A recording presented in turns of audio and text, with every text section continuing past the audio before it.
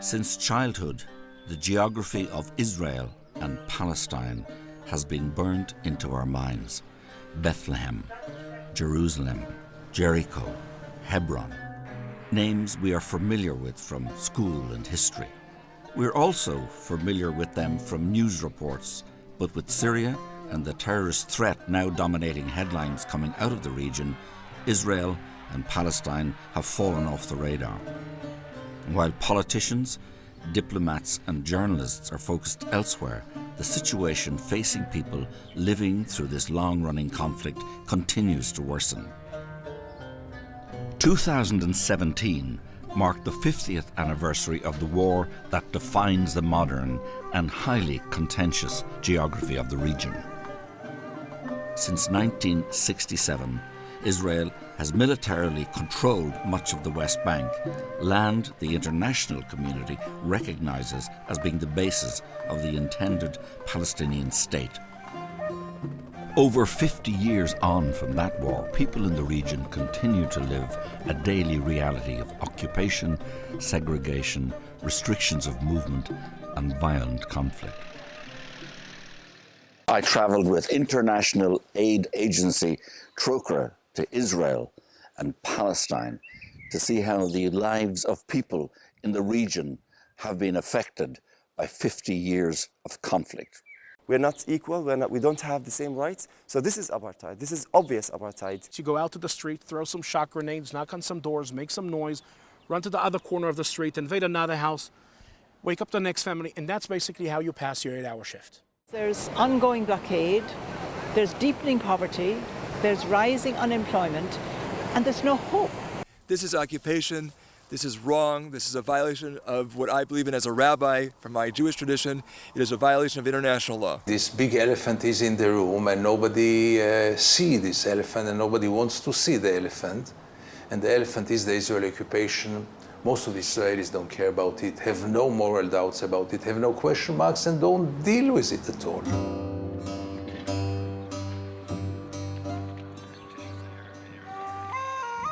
One of the oldest cities in the world, Jerusalem, is also one of the most contentious.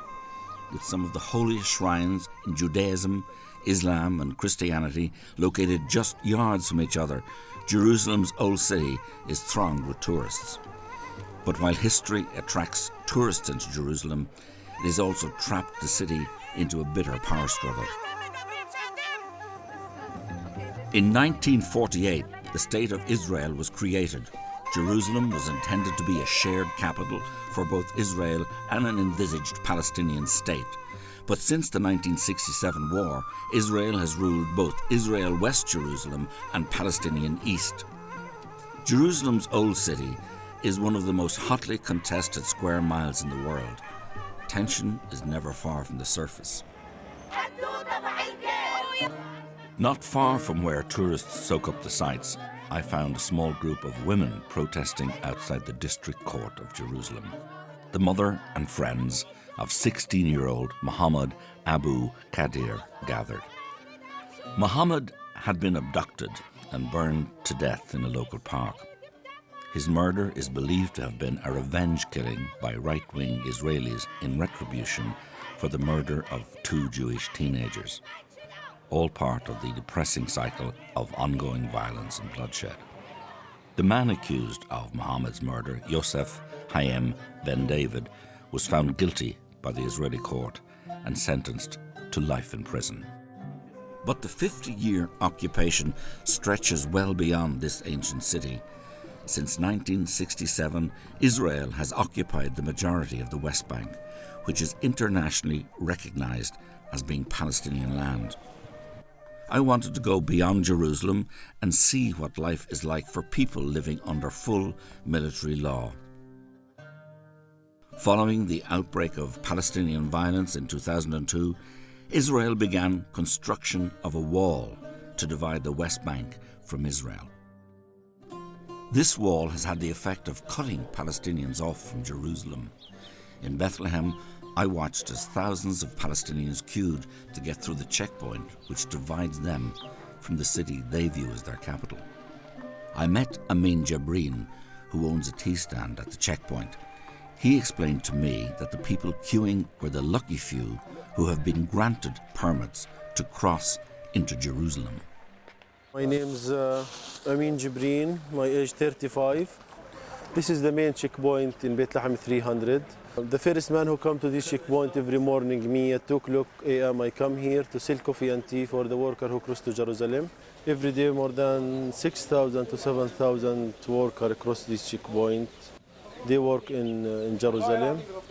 Most of the people, they work in construction.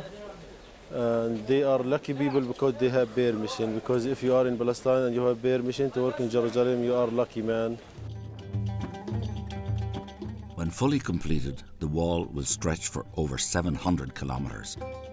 Although supposedly the dividing line between Israel and Palestinian lands, it does not follow the internationally recognised border. Instead, it cuts and slices through Palestinian land. Close to the village of Bat Jala, I watched as another section of the wall was erected. This area is recognised by the international community as being Palestinian. The wall, however, will leave it on the Israeli side. Palestinian farmers who have farmed it for generations will no longer be able to access it. Israel says this is for security. For local farmers, however, it is simply a land grab. One day we just discovered that a lot of army and soldiers and Israelis coming here to uproot all the olive trees, and we are talking about an ancient olive trees, like 1400, since the Roman time. So we came to cover and to see what's happening, and we find out that the Israeli planning, or they start to implement a plan to separate this area and to confiscate this valley and to add it to, to Israel. And of course, a lot of international activists and a lot of Palestinians, we came here and we were demonstrating for weeks and weeks. And of course, a lot of tear gas, a lot of shooting on the activists. And we couldn't, as a people and activists, to stop their project and their buildings here. All the time we were able to come here and to work, to cultivate our trees and our fields. Now we will not be able anymore. Now we are filming what's happening. And the soldiers up there, if you see, they are calling us on the mic, saying we need to go and to leave this area. But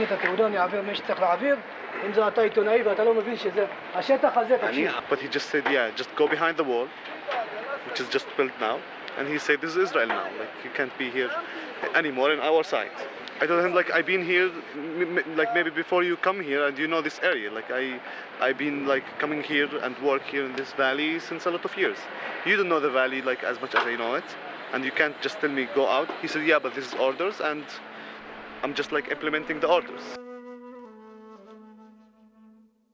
The wall is just one way in which Israel is gradually confiscating Palestinian land.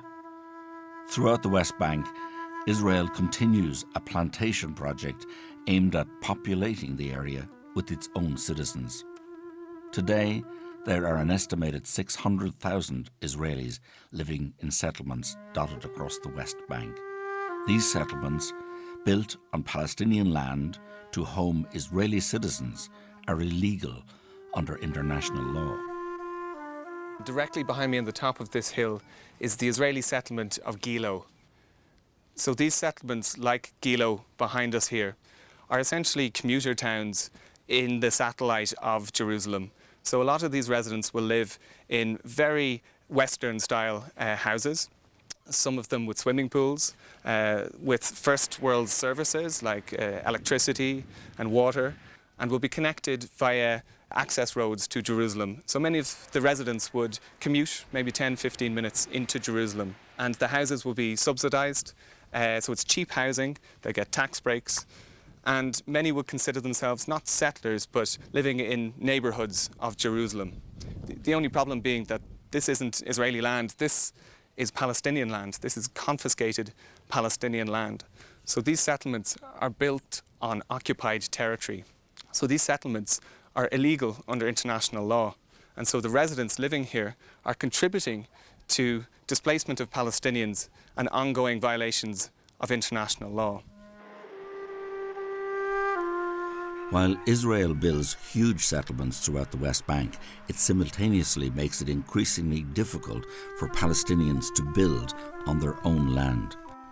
Israel has divided the West Bank into 3 areas, one under full Palestinian control, one under full Israeli military control, and one under mixed control.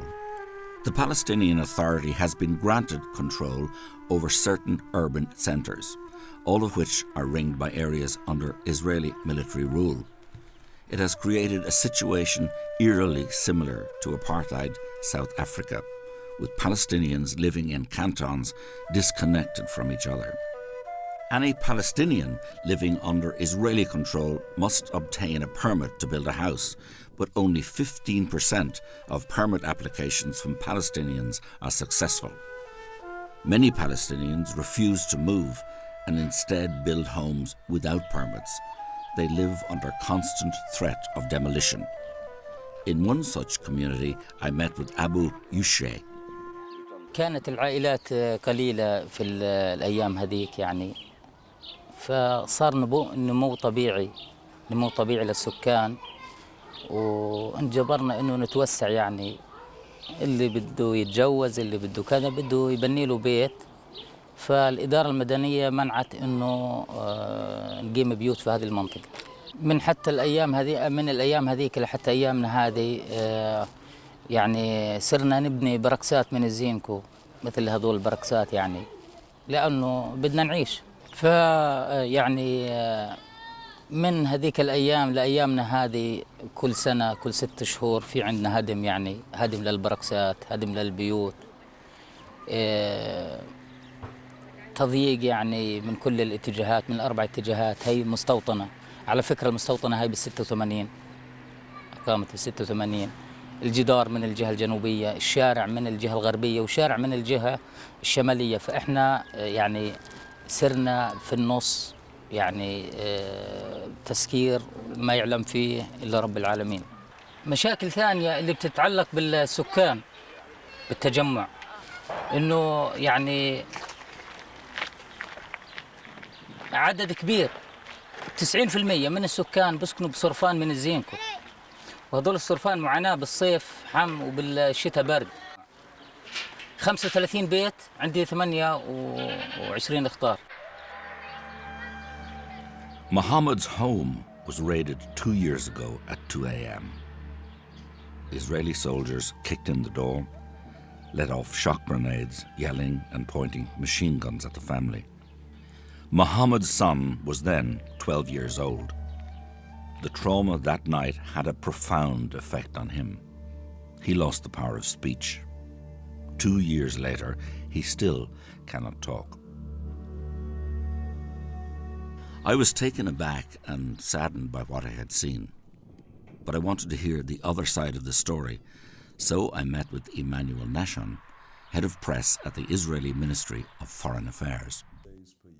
In those areas which are under Israeli control, we do not allow people to build without a permit. Yes, you can't build anywhere, everywhere, just wherever you feel like building. It doesn't work that way, and it's not about Palestinians or Bedouins, it's about everybody. Why do you think that an Israeli would be able to build something without a permit? Of course not. It depends whether you really want to build something for yourself or whether you are trying to create a provocation.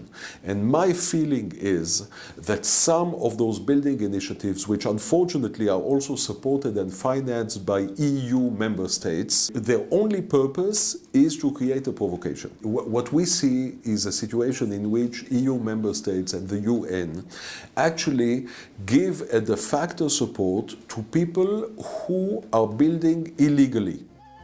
Even within Israeli society, a vocal minority questioned the policies of their government. I met one such critic who is not only Israeli, but also a rabbi. Rabbi Arik Asherman opposes home demolitions and settlement expansion. Our work ranges from legal work in the Israeli court system to return land to Palestinians, to prevent Palestinian homes from being demolished, to prevent takeovers, to work with the international community, which has been crucial for keeping these people in their homes when there is an intense drive and push by the state of Israel using all of its power to move these people out of their homes. And sometimes it can be on-the-ground work, physically accompanying the farmers when they are harvesting, or the shepherds, or getting to their trees, or whatever has to be done so they can do so safely. Rabbi Arik's work brings him directly into conflict with the Israeli state and with settlers. Even his status as a rabbi offers him little protection. On a recent routine visit with Palestinian farmers to an olive grove, Rabbi Arik was attacked by a masked settler who threatened to stab him. He was lucky to escape with his life.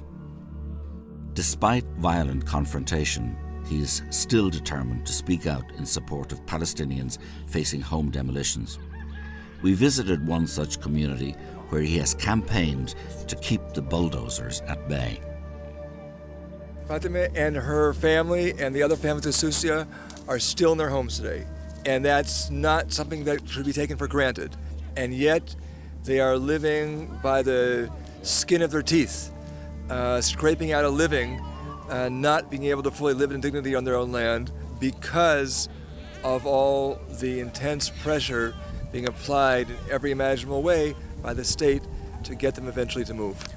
It becomes a human rights issue when, in the name of a negotiating position, agree with it or disagree with it, you try to basically expel people from their homes. And that's what we have down here. This is occupation. This is wrong. This is a violation of what I believe in as a rabbi from my Jewish tradition. It is a violation of international law. Close by, Rabbi Arik brought me to another community who are waiting for a date in court to appeal against the demolition of their home. We're here in a small village, a community called Trócaire in the southern Hebron Hills, and we've come here today with Rabbi Arik, and he's negotiating on behalf of the community here to prevent this house behind me being demolished. They're in court tomorrow morning, and the homeowner says that if this demolition order is carried out, they will have to return to living in tents. They had to build without a permit because they had a new family and they couldn't get a permit. Now he's asking, what would you want to tell the judge? What are you going to do if you come and demolish your home? I'd like to tell the judge, before you were a judge, you were a little boy or a girl, and then you grew up, and then you got married and you built a home, and we're the same. Would you agree that someone would come and demolish your home and leave your children without a roof over their heads, exposed to the elements and to the sun? You may be a high court judge, but you're also a human being. And you should understand from your human feelings that we just want to live and have normal lives here. The difficulties Palestinians face in gaining building permits also extends to other resources. According to Human Rights Watch, not only are building permits difficult or impossible for Palestinians to obtain in 60% of the West Bank, Palestinians also have limited access to water, electricity, schools, and other state services that are readily available to Israeli settlers. Water is among the most contentious resource. I visited one area where locals say their traditional water supply has been rerouted to serve settlers. We're here just outside Jericho at the Aluja Spring. This, as you can see behind me, is a dry spring bed where before water flowed freely all year round. That is until 1967, when the Israelis came in here and built this pumping station behind. And now the pumping station pumps an enormous amount of water from here, depriving the local Palestinians of water for their agriculture, water for their homes, and it goes directly to the settlements. The Palestinians can get some of the water back, but they have to pay for it. The charge is hotly contested by the Israeli government. Israel does not steal water from the Palestinians, and we certainly do not stop the possibility of water coming to Palestinian towns and villages. We have the possibility to bring fresh water, which can be used for agricultural purposes, for industry purposes, and even for drinking, to Israelis and to Palestinians. We do not discriminate. The different treatment given to Israeli and Palestinians living in the West Bank shocked me. Even the legal system people live under is defined by their ethnicity. Israeli settlers living under civil law, while Palestinians are subjected to military law. But I'd seen nothing yet. If people in rural areas suffer discrimination, the city of Hebron takes it to a whole new level. Like Jerusalem, Hebron is claimed by both Israelis and Palestinians. Although located deep in the heart of the West Bank, Israeli settlers claim the city. To defend them, the Israeli military has shut off the historic centre of the city to Palestinians. We met Israeli writer Gideon Levy, whose weekly column for Haaretz newspaper often highlights human rights abuses in the West Bank. If you want to see the Israeli apartheid in a nutshell, go to Hebron. There's no other place in which you can see it in the most crystal clear way. I mean, when a whole community is expelled from their homes, thousands of people from their shops. When you live in a ghost town where there is almost only Jews living there after all the Palestinians had to leave out of fear because of the threats that they were living under and the violence that was implemented against them and because of the army. If you see streets which are allowed only for Jews and roads which are allowed only for Jewish owners, what is it if not apartheid? Yehuda Shaul knows these streets well. As a sergeant in the Israeli Defense Forces, he patrolled them nightly. He says that his orders were clear: to disrupt the lives of Palestinians in any way possible. The IDF is supposed to protect the people who live here. Our orders as soldiers on the ground are very different. We are told we are here to protect the settlers. If we see a settler attacking a Palestinian, not our job. That's the job of the Israeli police. So I stand in a post, and I was standing in a post, and dozens of times, right in front of my eyes, settlers are beating up, are throwing stones, are breaking windows, are cutting electricity lines to a Palestinian house, and my orders are not to interfere. The concept in the IDF is that if Palestinians will get the feeling that the Israeli army is all the time everywhere, they'll be afraid to attack. So what do you do to make them feel this way? You make your presence felt. In Hebron, you have 3 patrols. That's their job, to make their presence felt. You start your night shift patrol, 10 o'clock till 6 o'clock in the morning. You choose a random house, the officer, the sergeant who leads the patrol. I was the sergeant leading these patrols for a while, yeah? Bump into a house, wake up the family. Men one side, women the other side, search the place. You can yourself imagine the dynamics, what happens when a military unit bumps into your house at 2 o'clock at night. Finish searching the place, you go out to the street, throw some shock grenades, knock on some doors, make some noise, run to the other corner of the street, invade another house, wake up the next family, and that's basically how you pass your 8-hour shift. My deputy company officer threw a tear gas canister on a Palestinian kid, 3-4 years old, in a balcony, eating watermelon, because he was collecting intelligence against us. Yeah, the guy was this size.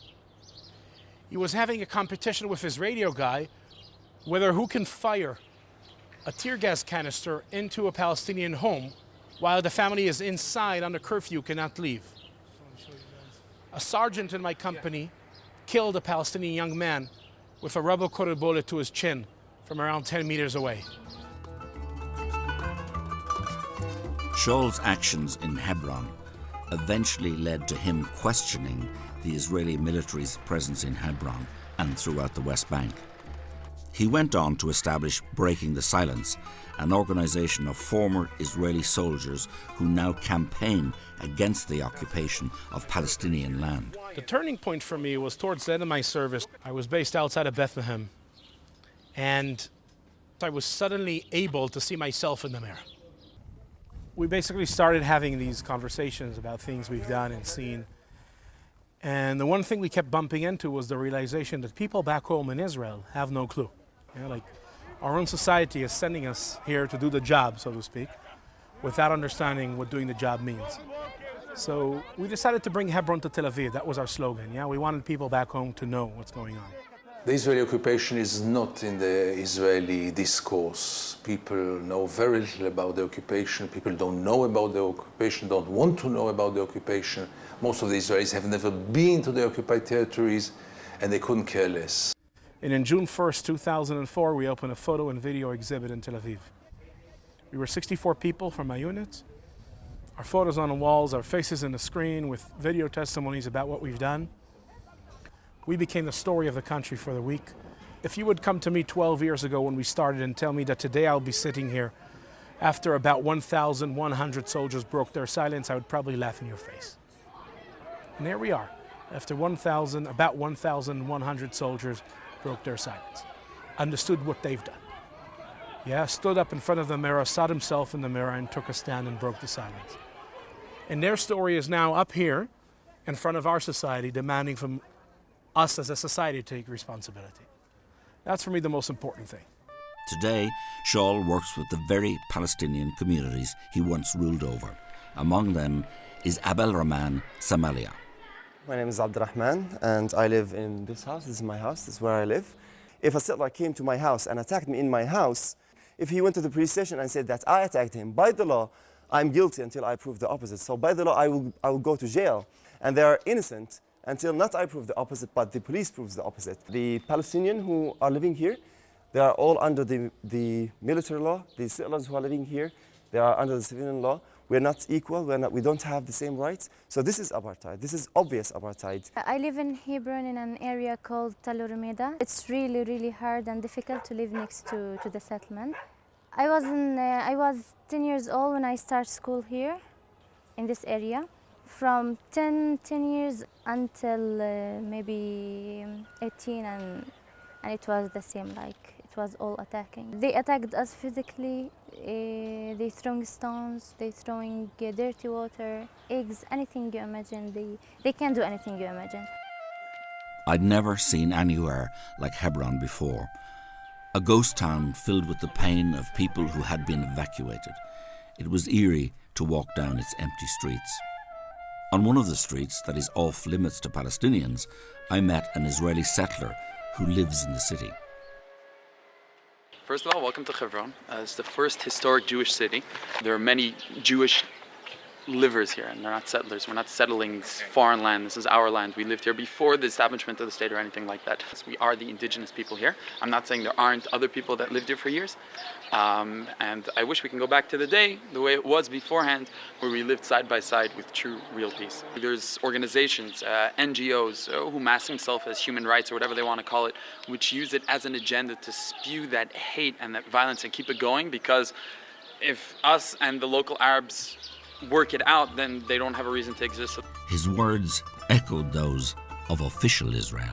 Israel continues to build settlements, and then the UN have recently said that the settlements, I'm just quoting this, are in direct violation of Article 49 of the 4th Geneva Convention, which forbids an occupier from transferring its own civilians into the territory it occupies.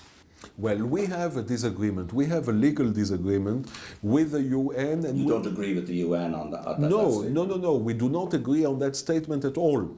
And the reason is the following. We do not consider this land to be occupied land. We have demonstrated time and again that when there is real peace, we are willing to uproot settlements. We have done it in Egypt. We have done it unilaterally in the Gaza Strip. The settlement blocks, which are most of them, or all of them rather, in the vicinity of the Israeli border, are meant to stay under Israeli sovereignty. But what we have discussed with the Palestinians some years ago was the possibility of a territorial exchange. We see the activity of settlement building as something which is not against international law, and something that needs to be discussed together with the Palestinians. But if the conflict in the West Bank is a gradual and systematic one, the situation in Gaza is more upfront.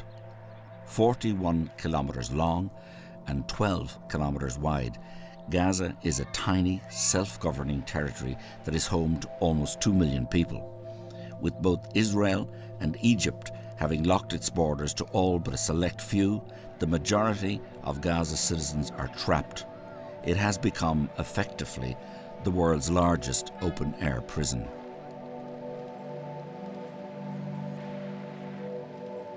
Not only are they denied access to the outside world, people in Gaza have to endure regular wars between Israel and the ruling Hamas government.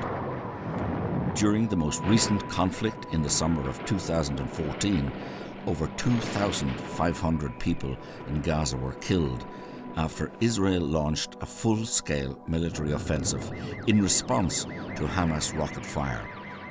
Among the dead were Mohammed and Khalde El-Selek Sajjaz, 3 children.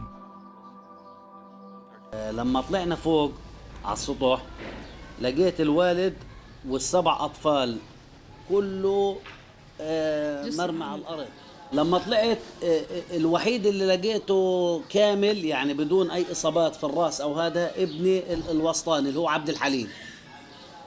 حملته قلت إن شاء الله يكون عايش، حملته ونزلته تحت على أساس إنه عايش. بعد ما اديته لابن عمي على أساس يودوه على الشفا ينقذوه. طلعت كمان مشوار تاني أخذت عبد العزيز كان راسه من هان مفتوح، حملته ونزلت فيه وديته لأخت مرتي. كان لسه في نفس بس حتى في حاجة من مخه وقعت وأنا بحمل فيه. وطلعت مشوار ثالث قلت بدي أجيب أمنية، ما شفتش الهراس ما قدرتش. قلت خلص بس ينزلوها بأنزل أنا على ضليتنا على باب الدار استنى فيهم ينزلوهم عشان نودعهم من حاجة. لما جاء الإسعاف لقيت لما ضربوا البيت حسيته يعني الضربة عندنا في البيت. طلعت على الطابق الخامس، توقعت إني ألاقي إن أولادي عايشين، إنه أنقذهم يعني. توقعت ما يكونوش على السطح، يكونوا في الطابق اللي تحت شوية. طلعت فتحت هذا لقيت طلعت دغري على السطح لقيت بقول لك حماية و7 أطفال كلهم اللي ملوش راس، اللي مستشهد على المطرح، كلهم يعني كانوا مستشهدين يعني جثث سامدة برق دم. لقيت أنا كل بس إني طالعة المنظر هذا كمان ما رجعتش بعد وعي إنه كان التصارف كله على أولادي. طلعت لقيت زوجي ما ياخد ابني الوسطاني، لقيتها ضلت البنت بتطلع ما لقيتلهاش راس. لما شفت منظر ما لهاش راس نزلت من غير وعي على الدرج. يعني مثلا بعد فجأة هيك بعد أسبوع أنا ليش ما رحتش على الشفا اللي أودع أولادي اللي قبل ما يروحوا يدفنوهم. يعني الواحد كان بغير وعيه، يمكن الواحد شوية شوية لبدأ يتأقلم يعني. وهذه يعني رضت ربنا والحمد لله.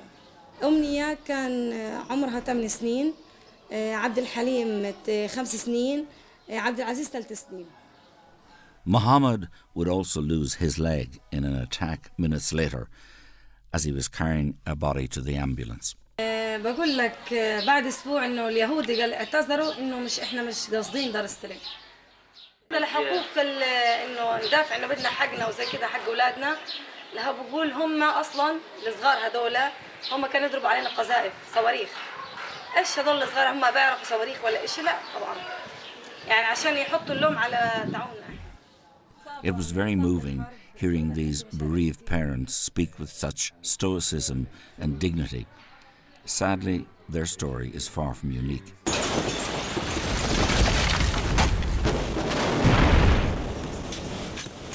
On the 10th day of the conflict, an Israeli missile hit the house of Talal Mohammed al-Hello's brother.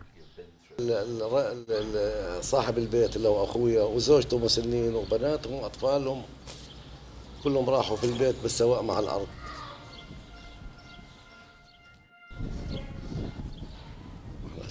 الحمد لله هذا قدرنا. هذا ما قتلته القوات الجيش الإسرائيلي. أطفال عمره 6 شهور سنة وسنتين، الأب والأم، ولا واحد فيهم في مقاومة، ولا واحد فيهم عسكري، ولا واحد فيهم لا حماس، ولا فيهم فتح، ولا في جندي، ولا في أي علاقة بهذا الشغل. قتلوا أطفال ونساء. Layla al-Hello lost her daughter during the war. طول الليل هي بتراسلني تسأل عن يما كيف انتوا؟ اقولها يما احنا بخير الحمد لله رب العالمين. طول الليل لحد اول الليل وهي تسأل علي تطمن علينا، اقولها يا الحمد لله بخير لحد تقريبا الساعة 3 إلى 5 بالضبط. آخر مكالمة إلها كلمتني، هي آخر مكالمة إلها كانت الساعة 3 إلى 5. ساعتها بعد تقريبا 3 إلى 5 وقع الدار على البيت عليهم. صرت أرن عليها جوالها يرن بس هي ما فيش حد. صار ابني يطلع من الشباك يشوف لقت بيته بالكوم تراب. Israel maintains that these wars are the inevitable result of Hamas aggression. There is no doubt that Hamas and other militant groups are guilty of war crimes by indiscriminately firing rockets into Israel. Human rights groups and the international community point to the disproportionate response of Israel. During the 2014 conflict, approximately 1,500 Palestinian civilians were killed in Gaza, compared with 6 Israelis. The chair of the United Nations Independent Commission of Inquiry warned that the extent of the human suffering in Gaza was unprecedented and will impact generations to come. Despite the massive civilian casualties and international condemnation, the Israeli government maintained that they are fighting a war on terror. Hamas will use whatever it can in order to try and hurt Israel, even if the price is hurting their own population. There is no better way to describe Hamas. It's a bunch of Islamic hoodlums who have taken them over. It's a dictatorship. It's a bloody dictatorship. Imagine the following dilemma, and those are dilemmas that we have been facing every day. A group of Hamas people start shooting rockets or mortars from a schoolyard. Do we shoot back? Don't we shoot back? Whatever we do, it's bad. Walking through Gaza's streets, the impact of the ongoing blockade and cyclical violence was obvious. 1 in every 2 people in Gaza do not have enough food to eat. 1/3 of the population are reliant on food aid. Basic infrastructure such as water, sanitation and health services are crumbling at the seams, while the unemployment rate at 42% is one of the highest in the world. Even its fishing community is denied access to fishing grounds that would enable them to earn a decent living. Fishermen can sail only a little over 5 kilometers from the coast. Many claim that Israel denies them even this limited access. سامي علي الجوجا صياد لي 15 سنة في البحر. عميل ونص على شاطئ رفح في الليل سارحين عتمة اللي بنشتغل في الصناع. بقى على 3 ميل هو مفتوح البحر، عميل ونص احنا بنشتغل يعني في الامان ضاويين ضو يعني الاشاره ان هينا صيادين. لا ادانا انذار ولا اي شيء، طب علينا اطلاق نار. مين هذا؟ الطراد الاسرائيلي.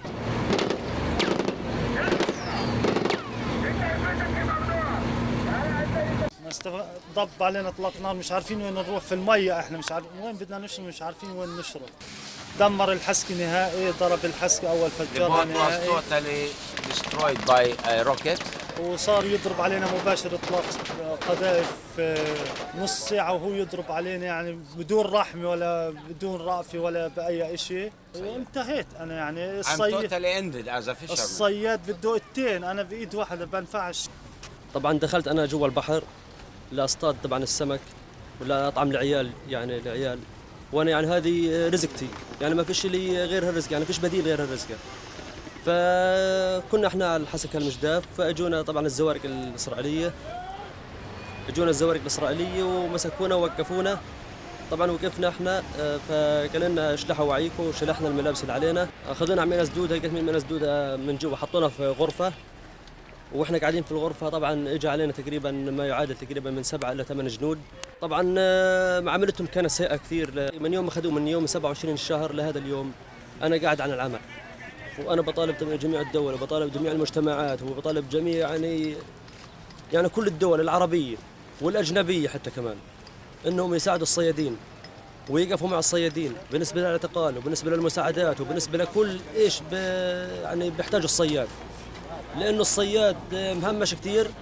واحنا طبعا انا لما بنزل البحر بكون يعني فيش ثقة، يعني بكون نازل وأنا خايف البحر، لأنه من اعتقال من أي أمور ثانية، يعني فيش يعني هذا الناشدة بس احنا.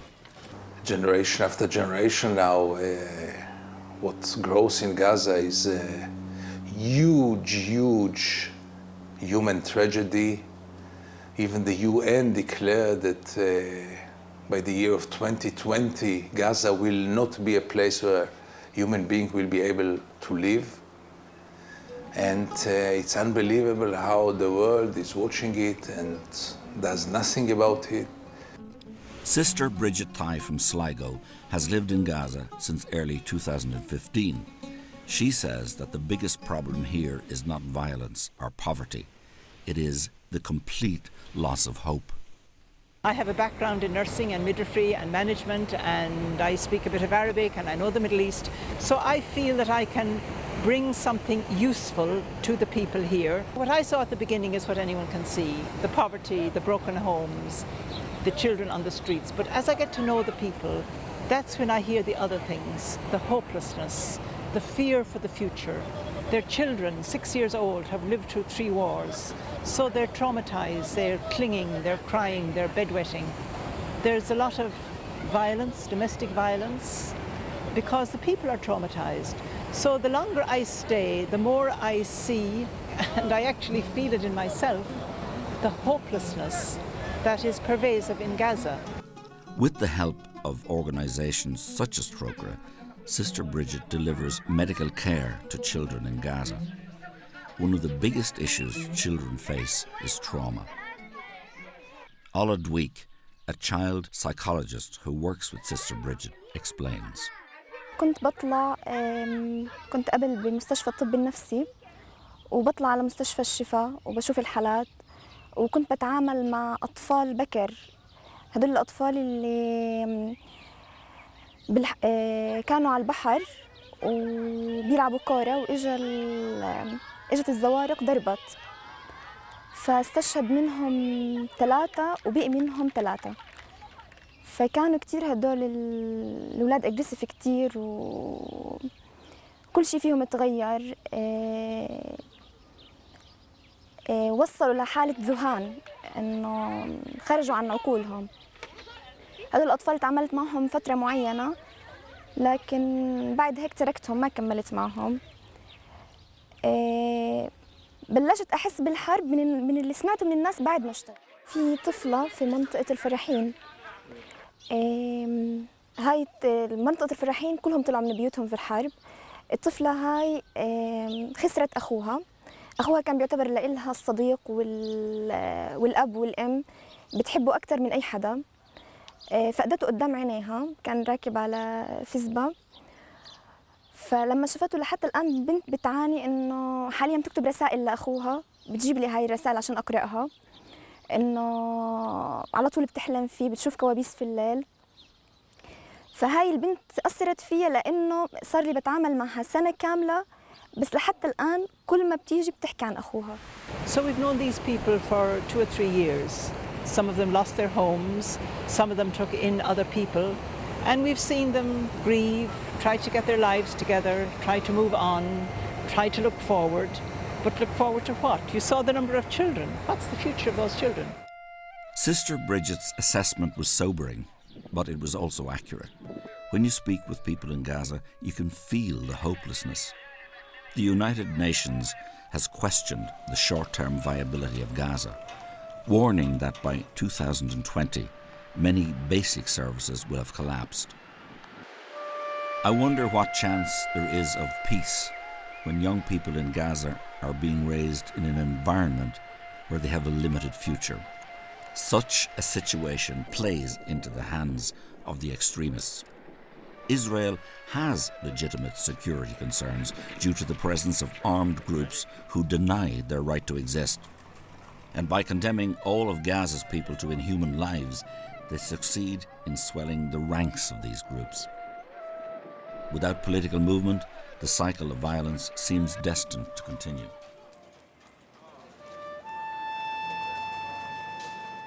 I've just spent 2 days in Gaza, an extraordinary experience. I'm here in a caged area between Gaza and Israel. It's no man's land.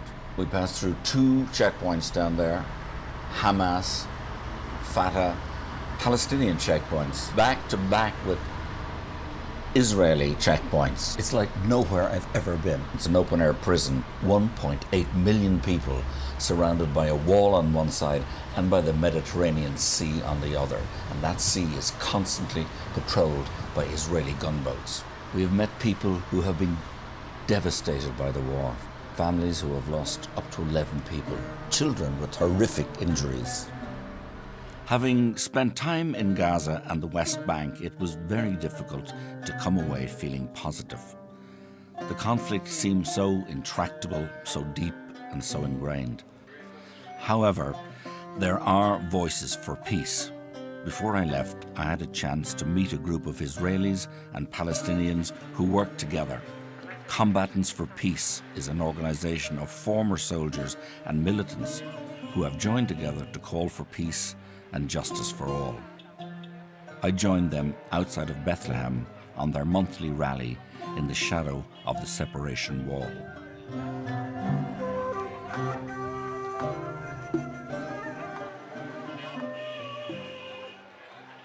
Combatants for Peace, which is a joint organization of Israeli and Palestinian who took part in the circle of violence, which means Israelis who participated in the army, a Palestinian who sat in the Israeli jail and said, we are not longer willing to continue the violence, the circle of violence. We don't want our children to live in this kind of environment, and we're willing to do something today in order to ensure that our children will have a better chance to live here. The only way to end this conflict is to talk together with Palestinians who are non-violent. I used to live a few years in America, and I just felt I can't represent. I felt almost ashamed being Israeli, because when you're outside, you see how Israel looks from the outside, and it's so hard. So when I came back, I became more active in the issue of occupation, because I feel that when we're here, we have to do what we can to change this. During my short time in Israel and Palestine, I met several Israelis who shared the view that the time has come to end the occupation and deliver a lasting peace. These activists remain a minority voice, but there are signs that their numbers are growing. In April 2017, 2 former heads of Israel's powerful domestic intelligence service claimed that the ongoing occupation was destroying Israeli society. Ami Elion and Carmi Gilon warned that the occupation was putting Israel on a path of incremental tyranny. It is a view shared by Dov Kennan, a member of parliament who has gone as far as accusing his own country of engaging in ethnic cleansing. The problem in Israel is not that people so much like the current situation. The most important problem is that most Israelis do not see an alternative. Most Israelis, in principle, were willing to have a 2-state solution, to have an independent Palestinian state alongside Israel. The problem is that the right wing in Israel succeeded to persuade the majority of Israelis that this solution is not possible. The current situation is not a frozen situation. It is a deteriorating situation. The fact that occupation is continuing, and the fact that many people, Palestinians and Israelis alike, are losing hope, this is, by itself very, very dangerous, because people without hope can do very, very bad things. After hearing so many stories of despair, it was inspiring to see people from both sides of this decades-old conflict coming together and calling for solutions. Sadly, there are no political moves towards peace. The election of Donald Trump in the US has further emboldened right-wing voices in Israel. Settlement construction continues, as does the displacement of Palestinian families. Contentious issues such as the moving of the American embassy from Tel Aviv to Jerusalem in May 2018, and later in July, the passing of the Jewish Nation State Law, which the Arab minority claims reduces their rights and is racist and discriminatory by nature. These issues do nothing to further the cause of peace. The situation in Gaza continues to worsen. Also in May, Israeli soldiers used live ammunition on demonstrators in Gaza, killing dozens. Palestinian health officials said more than 2,700 were wounded, with around half injured. Governments around the world, including Ireland's, continue to condemn the use of live ammunition and the ongoing occupation of the West Bank. Few, however, are prepared to take any action to pressurize Israel into a change of policy. In July 2018, Shannon Aaron, the Irish Senate, voted to support a bill brought forward by independent Senator Francis Black. That bill would prohibit the sale in Ireland of goods produced in illegal Israeli settlements. At its core, the bill is about respecting international law and standing up for the rights of vulnerable people. It is a chance for Ireland to state strongly that it does not support the illegal confiscation of land and the human suffering that inevitably results. A settlement goods ban has long been supported by organisations such as Trócaire, who point out that condemning settlements is meaningless when we continue to trade with them.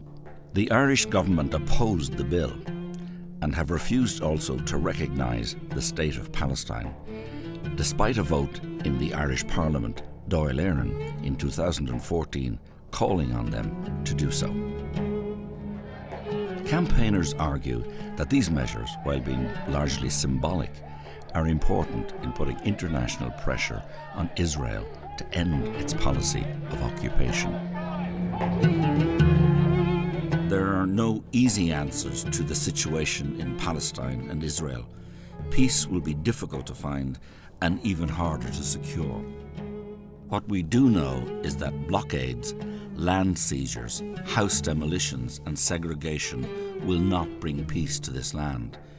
It seems to me that these policies will only further drive the Palestinian and Israeli people apart. Ultimately, peace can only happen by people working together to find compromise and solutions. Only then is there a chance for everybody in this troubled land to live with the dignity and peace they all deserve.